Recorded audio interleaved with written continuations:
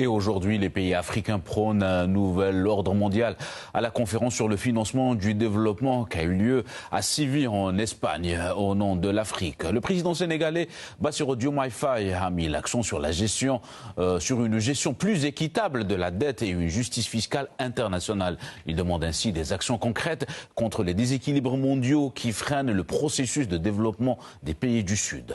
Le point avec Pape Ibrahima Ndiaye, correspondant de RTA Dakar. 10 ans après le rendez-vous d'Addis Abeba en terre africaine, des leaders mondiaux se retrouvent cette fois-ci à Séville, en Espagne, pour faire le bilan, mais surtout fixer le cap du financement mondial. La 4e conférence du genre est toujours sur la table des participants. Cette question cruciale de la dette pour les pays africains et pour le président sénégalais Bassirou Diomaye Faye urge de trouver de nouveaux mécanismes de financement face aux déséquilibres mondiaux. Le traitement de la question de la dette mérite une attention particulière. Elle revêt pour nous une priorité élevée en raison de l'impact écrasant du poids de la dette sur nos économies. Le Sénégal appelle à une révision des critères de notation des agences d'évaluation, dont les méthodes et les pratiques renchérissent considérablement les conditions d'accès au crédit et de remboursement.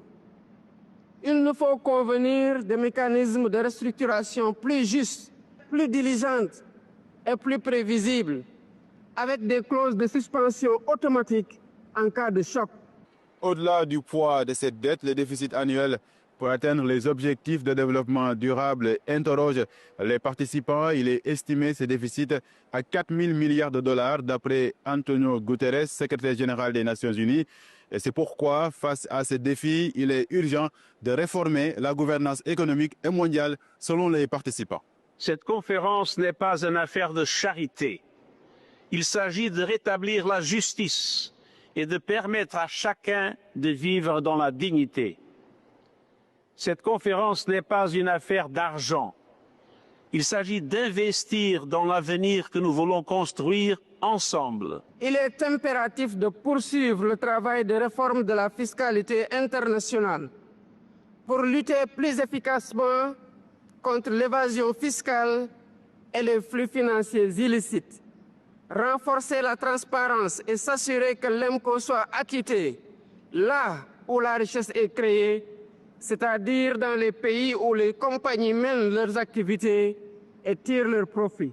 Mais le continent africain doit surtout exploiter de nouvelles pistes de collaboration en dehors des mécanismes de financement des institutions de Bretton Woods, FMI ou Banque mondiale.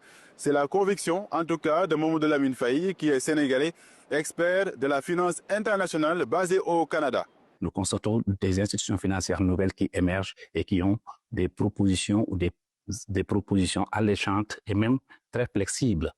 Nous pouvons citer parmi ceux-ci la nouvelle banque de développement des BRICS. Nous pouvons aussi citer la Banque asiatique d'investissement sur les infrastructures ou même les fonds souverains des pays du Moyen-Orient. Donc l'Afrique doit prendre en main son avenir, faire face à son endettement pour pouvoir émerger davantage. Donc en résumé, nous pouvons dire que le sommet de Séville se passe dans un contexte particulier et doit être un catalyseur pour une réforme majeure internationale sur le système ou la structure de finances internationale, surtout pour les pays africains. Pas de développement économique sans la sécurité en Afrique et dans le monde.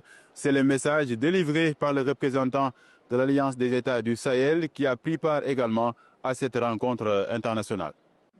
Faire de la Confédération AES une puissance régionale panafricaniste, améliorer leurs conditions de vie en mettant fin à leurs tortures et à leurs souffrances.